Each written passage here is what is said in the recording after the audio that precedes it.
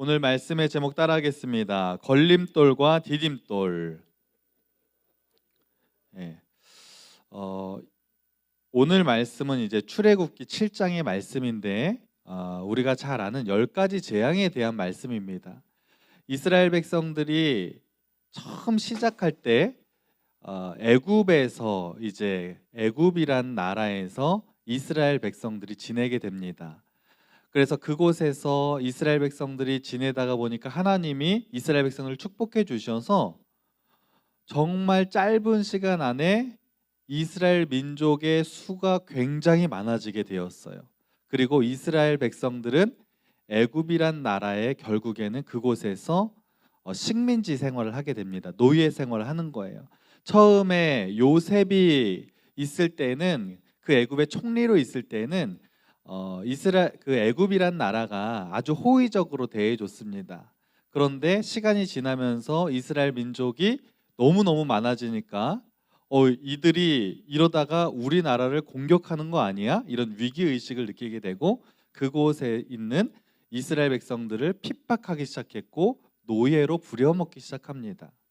그래서 400년 동안 이스라엘 백성들은 애굽에서 종살이, 노예 생활을 하게 되는 거예요. 430년 동안 그곳에 있었는데 노예 생활은 400년 동안 했습니다. 왜냐하면 요셉이 살아있을 때 30년 동안은 노예 생활을 안 했거든요. 근데 그 이후에 400년 동안을 노예 생활을 했습니다.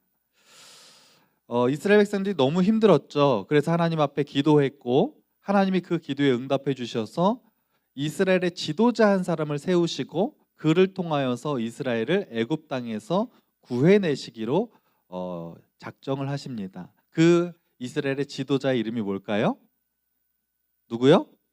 모세. 자, 따라하겠습니다. 모세. 예, 우리가 신앙생활 하다 보면 모세라는 사람 정도는 기본적으로 알고 있어야 됩니다. 하나님이 어느 날 모세에게 말씀하셨어요. 모세야, 이스라엘 백성들이 이 애굽 땅에서 고통받고 있는 것을 내가 너무나 잘 안다. 그리고 너희의 기도를 들었고 내가 이제 너를 통해서 이스라엘 백성들을 애굽 땅에서 구해낼 것이다. 그러니까 너는 내가 하는 대로, 하라는 대로 저 바로 왕에게 가서, 애굽의 왕인 바로의 왕에게 가서 내가 전하는 대로 말을 전해라. 그러면 결국 이스라엘이 구원을 받을 것이다. 그렇게 말씀하셨습니다. 하나님의 말씀을 들은 모세가 이제 우여곡절이 있었지만 그 말씀에 순종해서 바로 왕을 찾아갔어요. 그리고 얘기했습니다. 왕이시여, 우리를 이 애굽 땅에서 보내주십시오. 이렇게 얘기했더니 바로 왕이 그 말을 들었을까요? 안 들었을까요? 안 들었어요. 너희가 뭔데 그러냐? 그러면서 내보내주지 않았습니다. 그리고 그때부터 10가지 재앙이 시작됩니다. 유년 주일학교부터 또 초등학교 이렇게 어린이 부서에서 신앙생활 했던 사람들은 다 한 번쯤 10가지 재앙에서 들어봤을 거예요. 10가지 재앙을 제가 한번 사진으로 한번 보여줄까요? 한번 사진 띄워보실까요?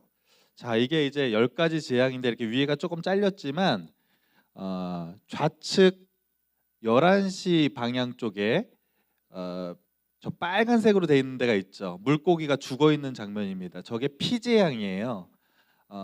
피재앙부터 시작해서 개구리, 이파리 뭐 이러면서 악질 뭐 이런 거 쭉 나가는데 이게 10가지 재앙입니다. 자, 넘겨주시고요. 다음 사진 넘겨주시면, 자, 이게 이제 피재앙을 예를 들어서 이렇게 좀 사진으로 좀 보여주는 건데, 애굽에 있는 지금의 이집트는 나일강이죠. 그 나일강이 하나님이 그 첫 번째 재앙을 내리신 게 피재앙입니다. 그 나일 강물이 순식간에 피로 변하게 되고 그 피로 변한 그 강물에서 악취가 얼마나 심한지 그 냄새 때문에 살 수가 없었어요. 그리고 그 애굽의 백성들은 이 나일강에 있는 물을 통해서 농사를 짓고 그 물을 먹고 살았기 때문에 이것이 피로 변했다는 것은 더 이상 살 수 없음을 얘기합니다. 그래서 바로 왕이 너무너무나 고통스러워하는 백성들과 자기도 이제 죽게 생겼으니까 모세를 불러서 내보내주겠으니까 이 재앙이 없어지게 해달라고 하나님께 얘기해라. 그래서 모세가 다시 하나님께 기도했고 이제 이 재앙이 없어지게 됩니다. 그런데 바로의 마음이 다시 바뀌게 되죠. 그래서 하나님이 두 번째 재앙을 내리시는데 어떤 재앙이요? 넘겨보겠습니다. 자, 개구리 재앙. 여러분 이게 실제 있었던 일이에요. 여러분이 사는 곳에 이렇게 개구리 떼가 수도 없이 막 집 안까지 막 들어온다고 생각해 보십시오. 정말 끔찍합니다. 그런데 이 개구리들이 막 돌아다니기 시작하는데 여러분이 잠자는 집 안으로 다 들어오고 이게 막 죽는 거예요. 그러니까 그 죽은 개구리들의 악취들, 그러면서 너무너무 고통스러웠고, 그래서 바로 왕은 다시 항복을 하지만 또다시 이 재앙을 하나님께서 없어주시자마자 세 번째 재앙이 등장하는데, 보여주실까요? 뭘까요? 이 작은 벌레죠. 눈에 보이지 않는 이인데 크게 확대한 건데, 이게 막 그냥 여러분 머리와 온몸에 돌아다닌다고 생각해 보십시오. 얼마나 이 벌레가 얼마나 끔찍합니까? 막 피 빨아먹고 장난 아니죠. 자, 그다음 네 번째 재앙. 자, 파리. 얼굴이가 온몸에 그냥 파리가 달라붙고 음식과 뭐 그냥 집안과 모든 곳에 온 사방에 파리가 날아다닌다고 생각해 보십시오. 파리 좋아하는 사람 있어요? 파리 너무 귀엽다. 없죠? 있어요? 파리 얼마나 한 마리만 집에 있어도 막 잡고 싶습니까? 근데 파리가 저렇게 있다고 해보십시오. 얼마나 고통스러운지. 그 다음에 다섯 번째 재앙. 이제 이게 뭐냐면 전염병입니다. 가축의 전염병. 그래서 그 당시 애굽에 있는 수많은 가축들이 이 전염병으로 죽게 됩니다. 가축은 곧 애굽 사람들의 재산이나 마찬가지였는데 그 가축들이 다 전염병으로 막 죽게 되니까 얼마나 그 경제적인 또 어려움이 있겠습니까? 여섯 번째 재앙으로 이어집니다. 자, 온몸에 악성 종기가 생기기 시작하는데 이게 얼마나 힘들고 아픈지, 막 온몸에 여러분 종기 하나만 나도 얼마나 아픕니까? 근데 이게 온몸에 다 나는 거예요. 한 사람도 빼놓지 않고 다 나는 거예요.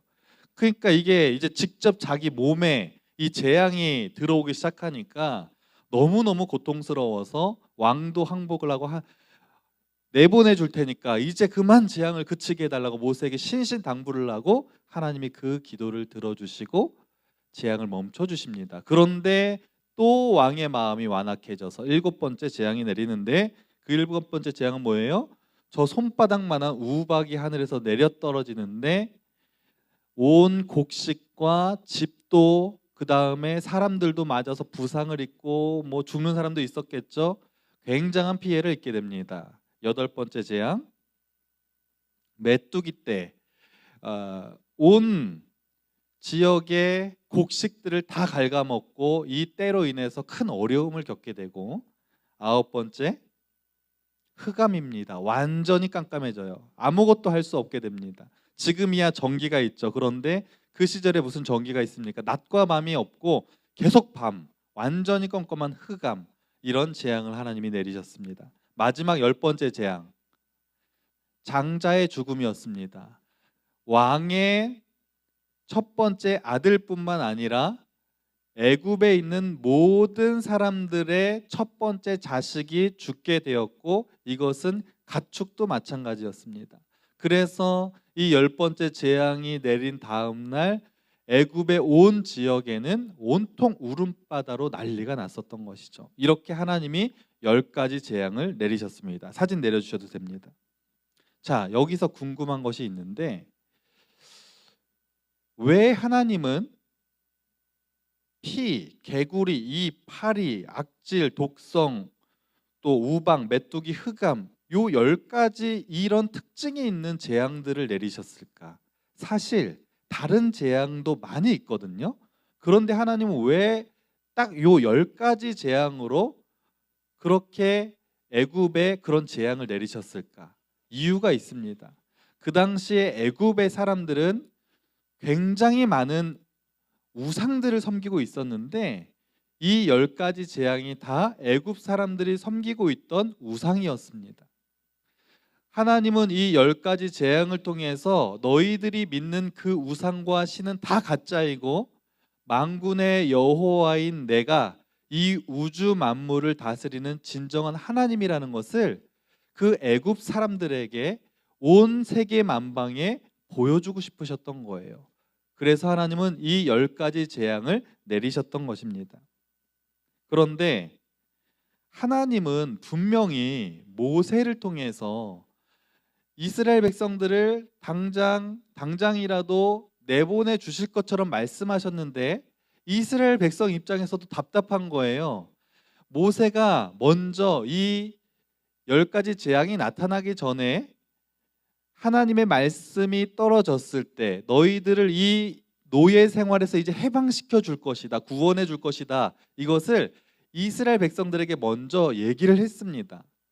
노예 생활로 너무 힘들었던 이 백성들이 모세의 지도자의 얘기를 듣고 얼마나 부푼 꿈에 희망과 소망 가운데 있었을까요? 야, 이제 모세가 바로 왕에게 얘기만 하면 야, 우리 내일부터는 노예 생활 그거 안 해도 돼, 힘든 일 안 해도 돼, 그러면서 굉장히 기대하는 마음을 갖고 있었는데 그 다음 날부터 며칠이 지나면서부터 재앙들이 시작하는데, 물론 그 재앙은 이스라엘 백성들이 사는 지역에 내리지 않았어요. 그런데 시간이 점점 길어지면서 이스라엘 백성들도 여전히 마음이 힘든 것이죠. 왜 빨리 안 되지? 왜 빨리 우리가 구원받지 못하는 것이지? 이 10가지 재앙이 지내는 동안 이스라엘 백성들의 소망은 이 재앙이 오히려 걸림돌이 되었습니다. 왜 저 바로 왕은 계속해서 왜 고집을 부리고 왜 이스라엘 백성들을 내보내 주지 않는 거야? 이런 마음을 품는 사람들이 수도 없이 많았겠죠. 재앙이 하나하나 지나갈 때마다 우리는 이것을 그냥 사진으로만 봐서 그냥 그랬나 보다 하지만 실제적으로 여러분이 살고 있는 지역에 이런 재앙이 나타났다고 생각해 보십시오. 너무너무 고통스러운 거예요. 그런데 왕 한 사람이 계속 고집을 피우고 내보내주지 않으니까 10가지 재앙이 지나는 동안 애굽 사람들도 힘들지만 이스라엘 백성들도 빨리 우리가 나갈 수 없는 거에 대한 힘든 마음이 있었던 것이죠. 그리고 이것은 걸림돌이 되었다는 것입니다. 그런데 나중에 보니까 이 10가지 재앙은 걸림돌이 아니라 살아계신 하나님을 경험하게 되는 디딤돌이었다는 사실을 여러분 믿으시기 바랍니다. 그 재앙이 있었기 때문에 10가지 재앙이 하나하나 지나갈 때마다 아, 하나님 진짜 살아계시구나. 재앙을 있게도 하시고 없게도 하시는 분은 오직 하나님만이 하실 수 있는 분이구나. 이것을 이스라엘 백성들이 깨닫게 되었다는 거예요. 그것이 10가지 재앙이 지나갈 때 이것이 분명히 걸림돌인 줄 알았는데 시간이 지나 보니까 그것이 디딤돌이고 하나님의 은혜를 체험하는 축복의 통로였다는 사실을 여러분 믿으시기 바랍니다. 영국인들이 가장 좋아하는 생선이 있어요. 무엇일까요? 연어? 아니에요. 두 글자인데 청자로 시작합니다. 어떻게 알았어요? 청어. 꽁치 비슷한 건데 약간 이제 과메기를 만들 때 쓰는 그 생선으로 굉장히 유명하죠. 과메기의 원조는 꽁치가 아니라 사실 청어입니다. 이게 과메기 좋아하시는 우리 선생님들 있으실 텐데 청어를 영국인들이 굉장히 좋아합니다. 그런데 이게 비싸거든요. 그러니까 옛날에 영국인들은 부잣집 밥상에 올라오는 고기가 청어였다고 해요. 그런데 이 청어를 너무 좋아하는데 이 청어는 영국 주변의 바닷가에선 잡히지가 않습니다. 이것은 아주 멀리 있는 저 북해에 가야지만 이 청어를 많이 잡을 수가 있었어요. 그래서 어부들이 저 북해에 가서 청어를 집중적으로 잡기 시작합니다. 그런데 한 가지 문제가 있었어요. 운반의 문제가 있습니다. 청어를 잡기까지는 좋은데 청어를 이제 영국까지 운반하는데 시간이 너무 오래 걸리는 거예요. 상하면 안 되니까 이제 소금을 치잖아요. 그러면 가치가 떨어집니다. 그리고 청어를 냉동으로 해서 얼리면 그 가치가 떨어집니다. 실제로 그 당시에 청어가 가격이 매겨지는데 소금을 쳐서 보관해서 얼린 냉동 청어는 살아있는 청어에 비해서 값이 반값인 거예요. 그러니까 살아있는 청어는 냉동 청어보다 2배 이상의 값어치 돈을 지불하고 살 수 있었습니다. 그만큼 청어는 싱싱한 살아있는 청어를 회로 먹는 것을 영국인들이 좋아했다는 것이죠. 그러니까 어부들이 어떻게 하겠어요? 이거 어떻게 살아있는 채로 옮길 수 있을까? 그 오랜 시간 동안 바다에서 영국으로 가는 그 시간 동안 이거를 어떻게 싱싱하게 보관할 수 있을까? 아주 수많은 연구를 합니다. 그런데 번번이 실패를 하는 거예요. 수조에다가 넣어서 거기에다가 청어를 이제 보관해서 이제 가면 되잖아요. 물에 넣어서 보관하면 되는 거잖아요. 그런데 이 청어의 특징이 뭐냐면 신경질이 굉장히 많은 그 물고기 중에 한 명입니다. 그래서 청어를 수조에 넣어서 옮기면 그 수조 안에서 스트레스를 너무 많이 받아서 청어가 다 죽어버립니다. 그러니까 고민이 되는 거예요. 이거 뭐 소금을 치면 값이 떨어지고 어떻게든지 살아서 옮겨야 되는데 어떻게 할까 수많은 연구 끝에 어느 날 아주 기가 막힌 방법을 한 어부가 발견하게 됩니다. 어떤 방법이냐면 수조 안에다가 청어를 쫙 넣은 다음에 메기 한 마리를 탁 넣었어요. 그런데 도착해 보니까 청어가 다 살아있는 거예요. 어떻게 이럴 수 있지? 사실 메기는 청어의 천적입니다. 메기는 청어를 굉장히 좋아해서 잡아먹어요. 근데 뭐 메기도 사실 그 청어가 아무리 좋아도 막 10마리씩 잡아먹을 수는 없잖아요, 한 번에. 그러니까 메기가 딱 들어가는 순간 수조 안은 어떻게 될까요? 청어들이 그냥 도망가려고 난리가 나겠죠. 그러면서 청어들이 그 긴장감으로 인해서 도망 다니다 보니까 다 살아남았다. 이것을 매기 효과라고 그렇게 불려지기도 하는 것입니다. 매기 효과. 이건 무슨 뜻이냐면 경쟁자 또는 장애물을 통해 더 발전하는 현상을 매기 효과 이렇게 얘기를 합니다. 여러분, 우리의 인생에도 매기가 있습니다. 저 사람만 없으면 참 좋을 텐데 하는 사람이 있죠. 나의 인생을 돌아봤을 때 지금 내가 살고 있는 지금 이 삶의 자리에서 집에서 학교에서 교회에서 어디든지 내가 정말 불편한 사람이 있어요, 없어요? 있죠. 나를 힘들게 하는 사람 있죠. 그래서 때로는 우리의 마음속에 저 사람은 좀 없어졌으면 좋겠다. 그렇게 미운 마음이 드는 사람이 누구에게나 다 있습니다.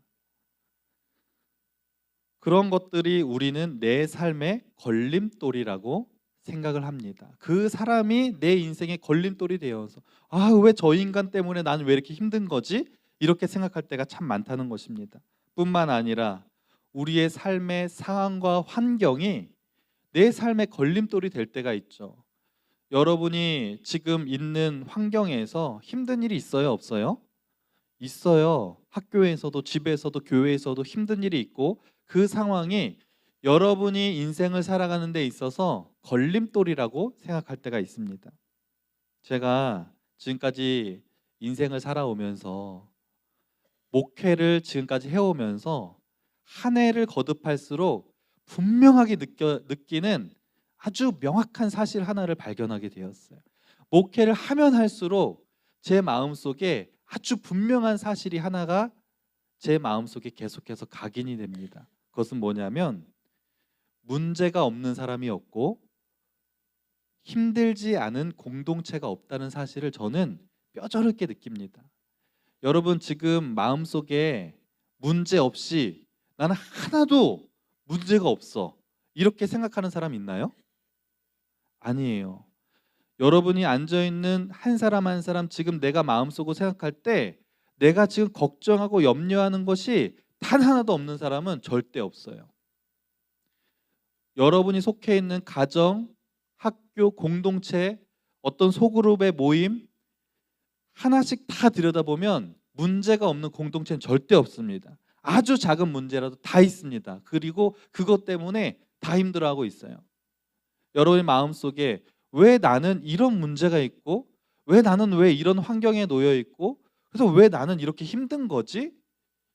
그래서 불평하고 원망하는 마음이 드는 사람 있죠? 근데 여러분만 그런 게 아니라 여러분 주위에 있는 모두가 다 힘들어하고 있어요. 다 문제 가운데 있고 그냥 겉으로 안 그런 척하는 것뿐이에요.